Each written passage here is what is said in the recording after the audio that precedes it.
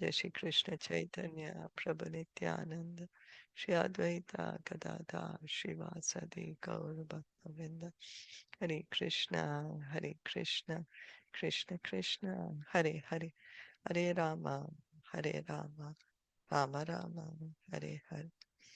So we are going to begin with the 10th canto today of Srimad Bhagavatam. The, the 10th canto is entitled the Samam Bonam, and the chapter 1, the Advent of Lord Krishna, Introduction. Summary of this 10th canto, Srila Prabhupada also put it as a Krishna book. So anyway, we are going to hear the begin with the 10th canto, chapter 1, Advent of Lord Krishna, introduction, and there is a brief summary here by Srila Prabhupada. The summary of the first chapter is as follows. This chapter describes how Kamsa, frightened by hearing an omen about his being killed by the 8th son of Devki, killed Devki's sons one after another. When Sukadev Goswami finished describing the dynasty of Yadu, as well as the dynasties of the moon god and sun god, Maharaj Parikshit requested him to describe Lord Krishna, who appeared with Baladev in the Yadu dynasty, and how Krishna performed his activities within this world. Krishna is transcendental, the king said, and therefore to understand his activities is the occupation of liberated persons. Hearing of Krishna Leela is the boat by which to achieve the ultimate goal of life. Except for an animal killer or one who is following the policy of suicide, every intelligent person must strive to understand Krishna and his activities. Krishna was the only worshipable deities for the Pandavas. When Maharaj Parikshit was in the womb of his mother, Uttara, Krishna saved him from the attack of the Brahmashastra. Brahmashastra. Now Maharaj Parikshit asked Sukadev Goswami how his Lordship Baladev, the son of Rohini, could have appeared in the womb of Devki. Why did Krishna transfer himself from Mathura to Vrindavan? King Parikshit asked, and how did he live there with his family members? What did Krishna do in Mathura and Vrindavan? And why did he kill his maternal uncle Kamsa? For how many years did Krishna reside in Dwarka? And how many queens did he have? Maharaj Parikshit asked Sukadev Goswami all these questions. He also requested Sukadev Goswami to describe other activities of Krishna about which he could not inquire. When Sukadev Goswami began to speak about Krishna consciousness, Maharaj Parikshit forgot the fatigue brought about by his fasting. Enthusiastic to describe Krishna, Sukadev Goswami said, like the waters of the Ganges, descriptions of the activities of Krishna can purify the entire universe. The speaker, the inquirer, and the audience all become purified. Once when the entire world was overburdened by the increasing military power of demons in the form of kings, Mother Earth assumed the shape of a cow and approached Lord Brahma for relief. Sympathetic to Mother Earth's lamentation, Brahma, accompanied by Lord Shiva and other demigods, took the cow-shaped Mother Earth to the shore of the milk ocean, where he offered prayers to please Lord Vishnu, who lay there on an island in transcendental ecstasy. Brahma thereafter understood the advice of Mahavishnu, who informed him that he would appear on the surface of the earth to mitigate the burden created by the demons. The demigods, along with their wives, should appear there as associates of Lord Krishna in the family of Yadu to increase the sons and grandsons in that dynasty. By the will of Lord Krishna, Anantadev would appear first as Balaram, and Krishna's potency Yogamaya would also appear. Brahma informed Mother Earth about all this, and then he returned to his own abode. After marrying Devki, Vasudeva was returning home with her on a chariot driven by Kamsa, her brother, when an ominous voice addressed Kamsa, warning him that Devki's eighth son would kill him.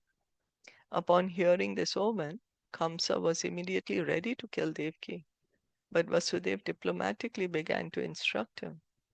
Vasudeva stressed that it would not be good for Kamsa to kill his younger sister, especially at the time of her marriage. Anyone who possesses a material body must die, Vasudeva advised him.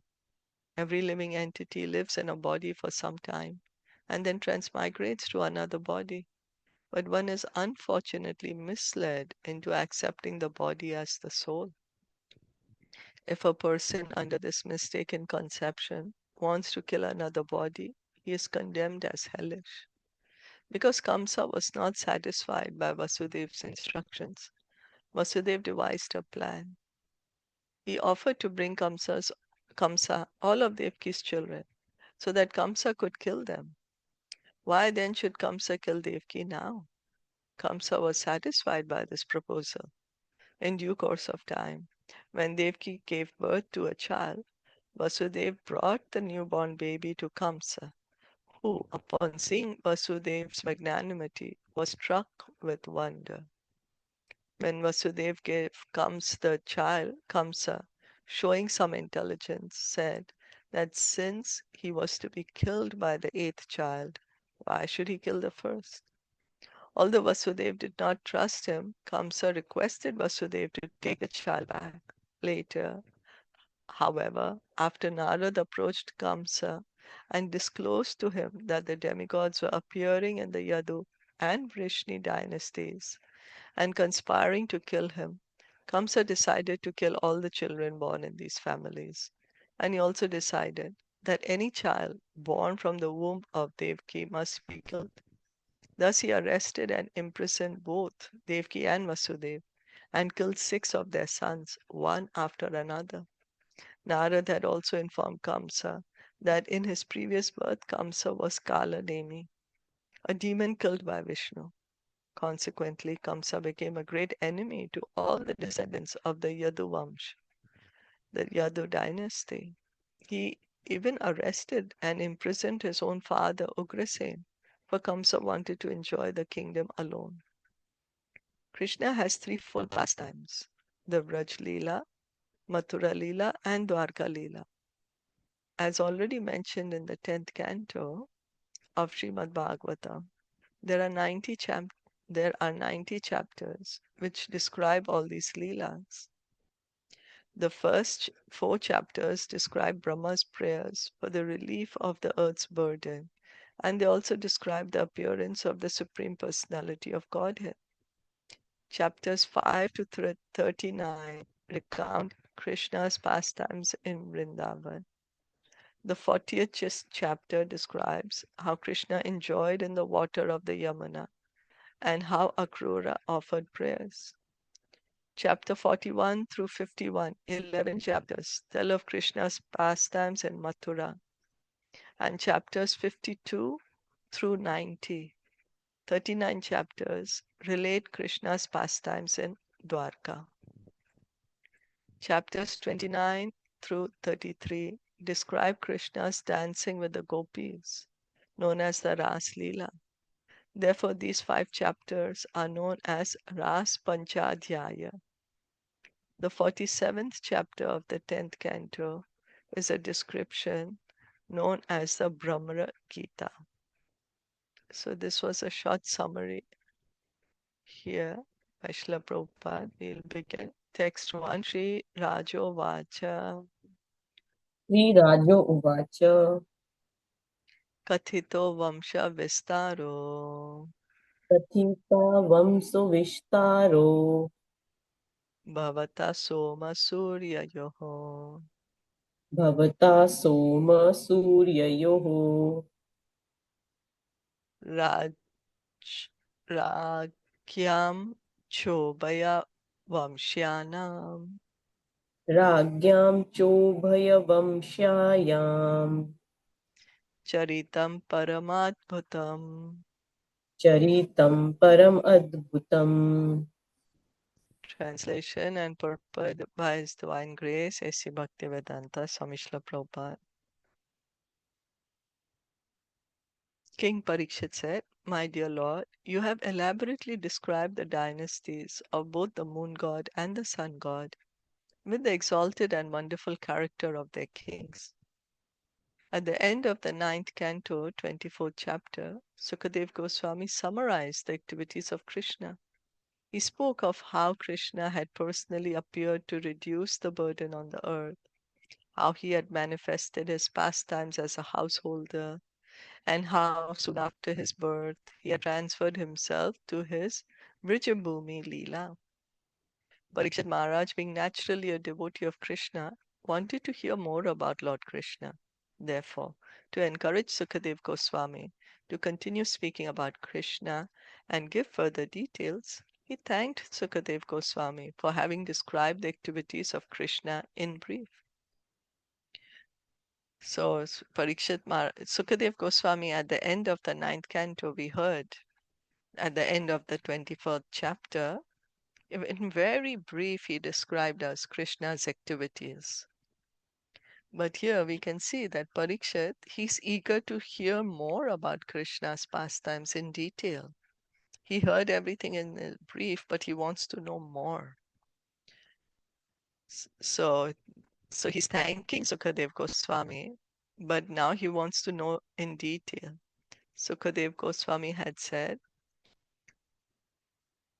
Jato gata petra grahat prajam editartho hatvar punsu tashatani krotrudharaha utpadyateshu purusha kratu bhisamije atma nigamam pratayan janeshu.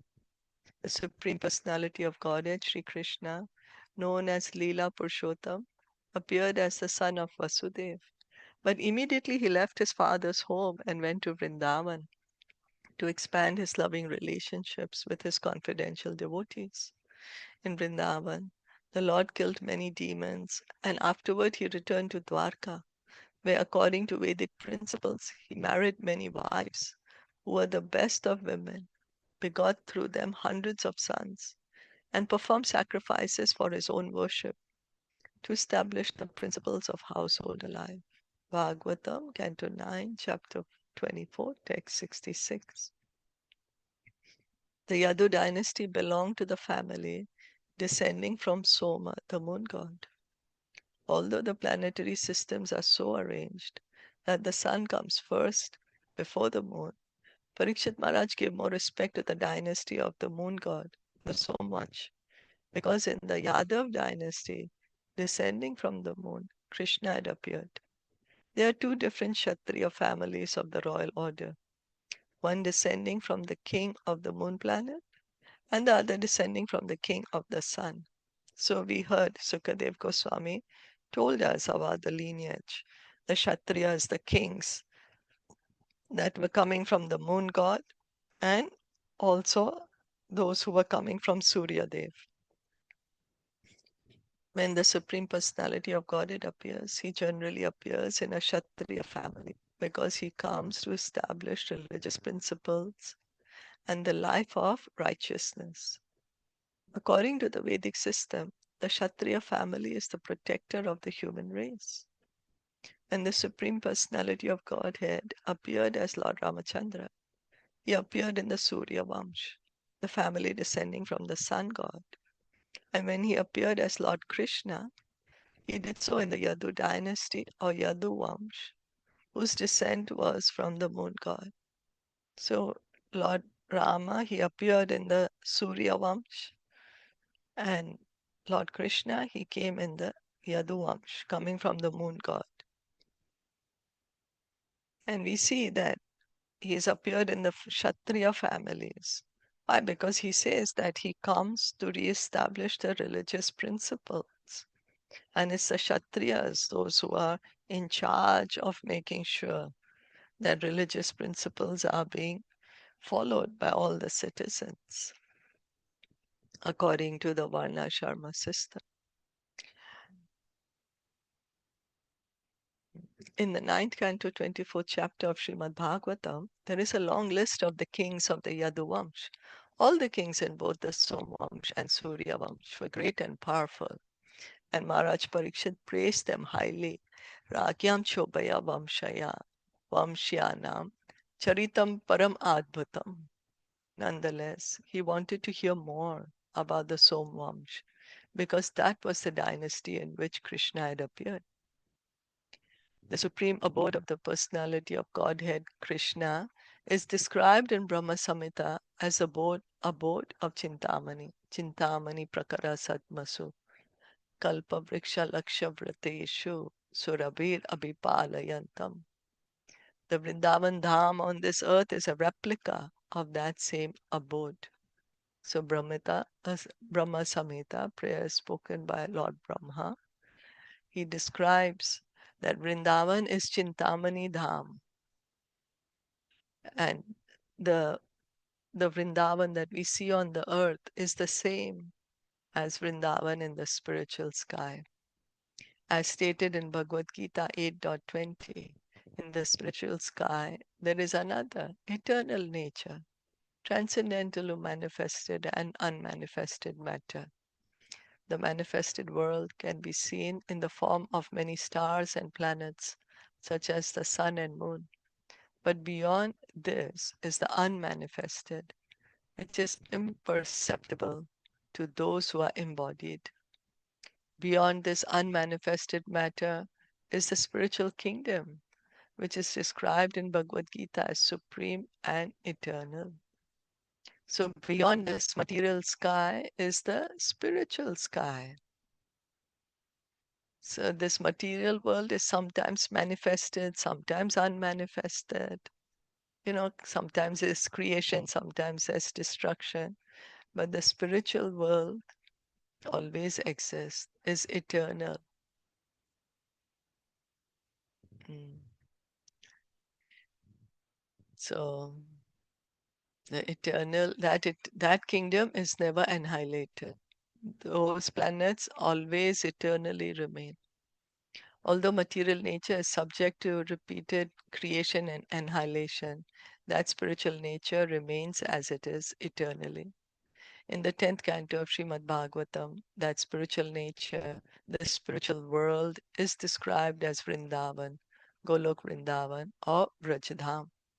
The elaborate description of the above mentioned shlok from the 9th canto, Jato Gata Pitra Grahad, Bhagavatam 9.24.66, will be found here in the 10th canto. So there is no difference between Vrindavan on earth and Vrindavan in the spiritual sky. When Krishna came, he was here, performed his pastimes. All this is transcendental, spiritual. He came to show us the spiritual world. Any comment? No, not clear. Yeah, okay. Yadoscha dharma shilasya यदुश्च धर्मशीलस्य nitaramani sattama नितरां मुनिसत्तमम् tatra amshe navitirnasya तत्र अंशेन अवितीर्णस्य Vishnor Viryani Shamsanaha. विष्णोर्वीर्याणि संशणः. O best of Munis, you have also described the descendants of Yadu, who were very pious and strictly adherent to religious principles. Now, if you will, kindly describe the wonderful, glorious activities of Lord Vishnu or Krishna, who appeared in that Yadu dynasty with Baladev, his plenary expansion. The Brahma Samhita 5.1 explains that Krishna is the origin of the Vishnu Tattva. Ishvara Parama Krishna Satchidananda Vigraha Anadir Adir Govinda Sarva Karana Karanam. Krishna, who is known as Govinda, is the supreme controller. He has an eternal, blissful, spiritual body. He is the origin of all. He has no other origin, for he is the prime cause of all causes. So Lord Brahma is telling us about Krishna, Ishvara Parama Krishna. That Krishna is the supreme personality of Godhead. He is known as Govinda. He is the supreme controller. And his body is Satchidananda. Is spiritual, is not a material body. Krishna is the cause of all causes. Sarva Karana Karanam. He is the origin of all.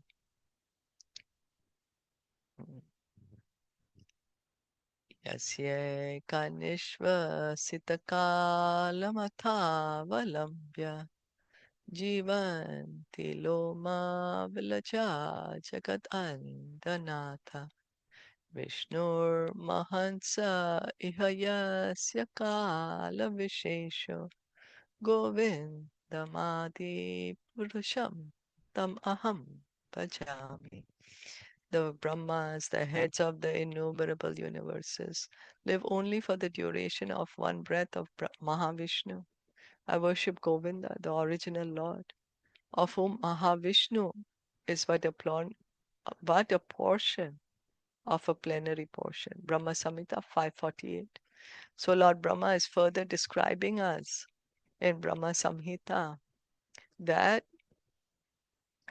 Mahavishnu, he is a portion of the plenary portion of Govinda. And it is this Mahavishnu from whose breath all these universes are coming out.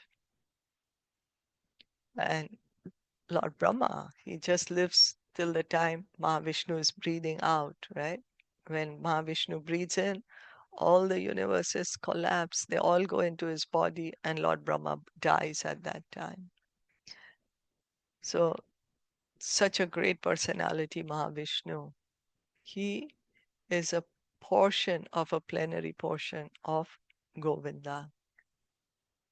Govinda Krishna is the original personality of Godhead. Krishna is to Bhagavan Swayam.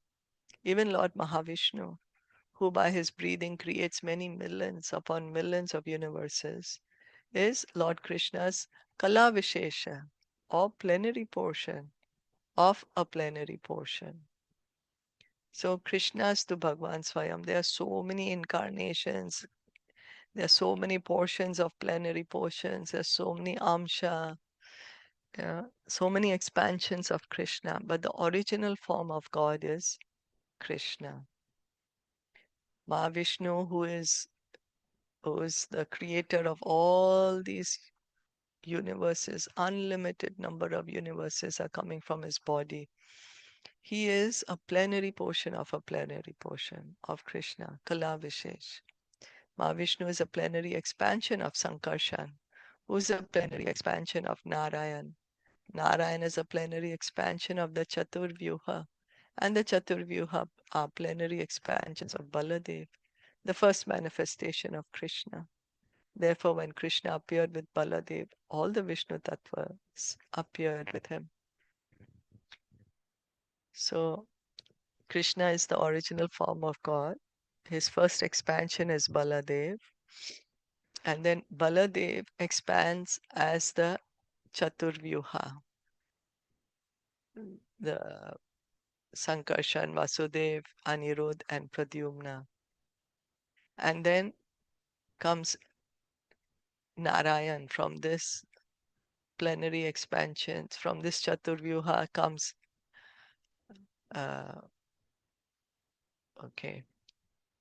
Chaturvyuha plenary expansions of Vasudev. Okay.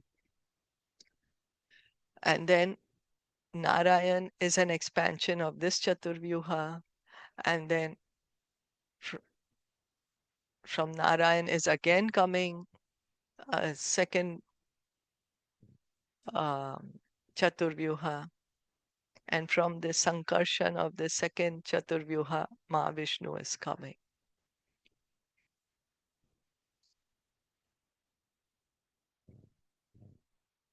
Okay. So when Krishna Balaram came, all the Vishnu Tattvas, all these expansions have come. Maharaj Parikshit requested Sukadev Goswami to describe Krishna and his glorious activities. Another meaning may be derived from this verse as follows. Although Sukadev Goswami was the greatest Muni, he could describe Krishna only partially, amshena, for no one can describe Krishna fully. It is said that Anantadev has thousands of heads, but although he tries to describe Krishna with thousands of tongues, his descriptions are still incomplete. So Sukadev Goswami is a great speaker of Srimad Bhagavatam, but he can only partially speak about Krishna's pastimes. Anantashesh, with his thousands and thousands of heads, he's been speaking the glories of Lord Krishna since time immemorial, and still he's continuing to speak the glories. Because Krishna's glories are unlimited. There is no end to his glories. Is that okay? Yes. Okay. Okay, let's go one more. Avatirya yadorvamshe Avatirya Dom Vamshe Bhagavan bhuta bhavanaha Bhagavan Bhuta Bhavanaha kritavan yani vishvatma Kritvanyani Vishvatma tani no vada vistara. Tani no Vadavistarat. The Super Soul, the Supreme Personality of Godhead, Sri Krishna, the cause of the cosmic manifestation, appeared in the dynasty of Yadu. Please tell me elaborately about his glorious activities and character from the beginning to the end of his life. In this verse, the words Kritavanyani indicate that all the different activities Krishna performed while present on earth are beneficial to human society. If religionists, philosophers, and people in general simply hear the activities of Krishna, they will be liberated. So we simply have to hear Krishna's pastimes. We have described several times that there are two kinds of Krishna Katha, represented by Bhagavad Gita, spoken personally by Krishna about himself, and Srimad Bhagavatam, spoken by Sukadev Goswami about the glories of Krishna. Anyone who becomes even slightly interested in Krishna Katha is liberated. Kirtanad eva Krishnasya Mukta Sangha Param Raje, Bhagavatam, Canto 12, Chapter 3, Text 51. Simply by chanting or repeating Krishna Katha, one is liberated from the contamination of Kali Yuga. So this is a process given to us that we simply have to hear about Krishna from Bhagavatam, Bhagavad Gita. And by hearing about Krishna, we will be gradually purified and go back home, back to Godhead. Chaitanya Mahaprabhu therefore advised, Yare dekha tare kaha Krishna upadesh. Caitaniya Caritamita Madhya 7.128. This is the mission of Krishna consciousness, to hear about Krishna and thus be liberated from material bondage. So Lord Chaitanya is saying that we hear about Krishna and we give others an opportunity to hear about Krishna so that everybody can get liberated, get free from this material world of birth and death, and go back home, back to Godhead.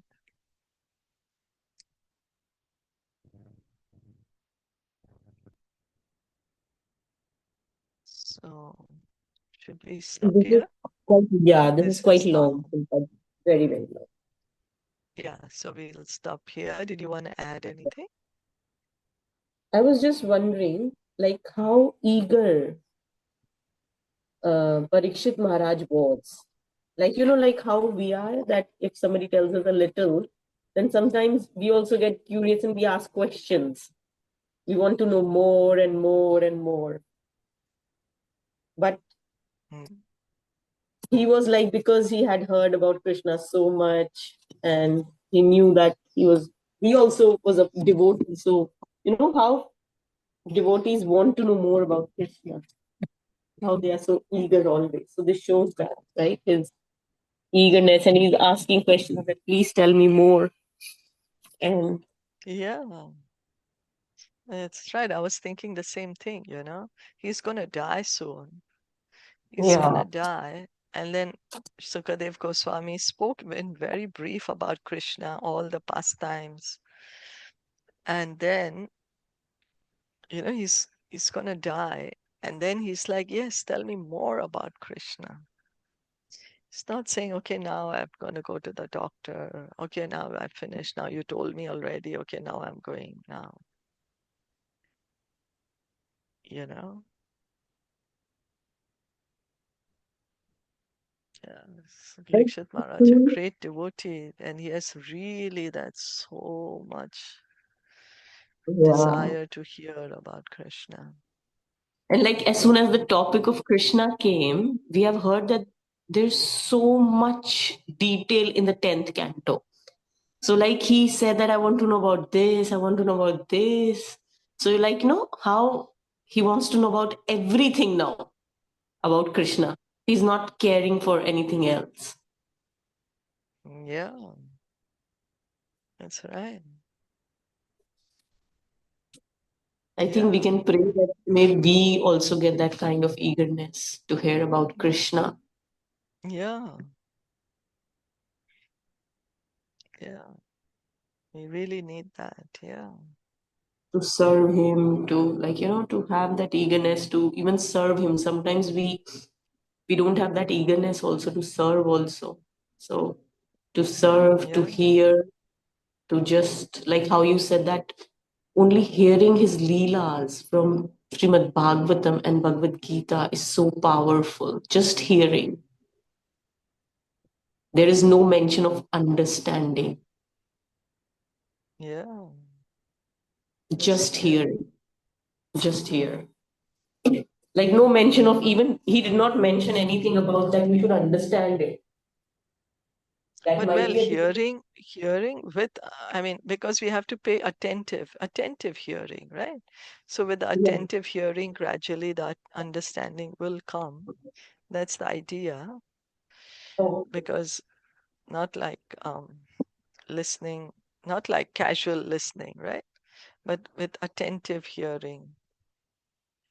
but like like sometimes you don't understand something, so like it Oh is not yeah, that, right, that it is not that you have to go dive deep into that moment and you have to understand, but just hear attentively, and like that can purify you so much, yeah, right? that's right. Yeah, Powerful. like because in Calcutta, when Srila Prabhupada was there in India speaking, and then the devotees couldn't understand the language, so they were leaving because Prabhupada was speaking to some locals. And so Prabhupada said, no, here, even though you can't understand this, it's still Krishna Katha, so it will act. So yeah, what you say is true, Even if you don't understand it, you simply hear.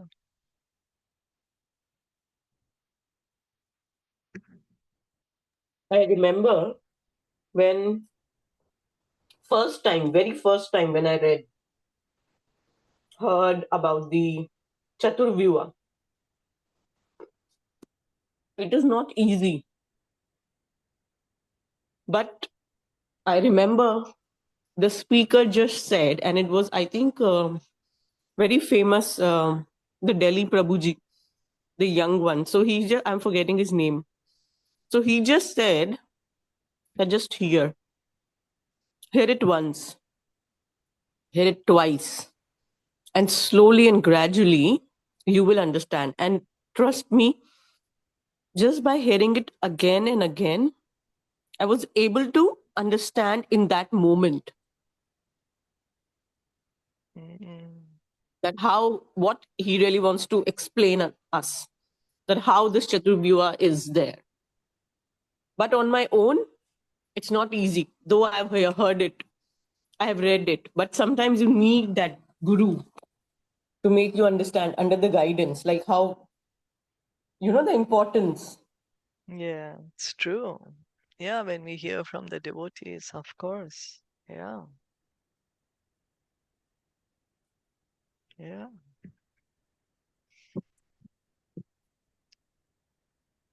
So we'll continue reading tomorrow. Yeah.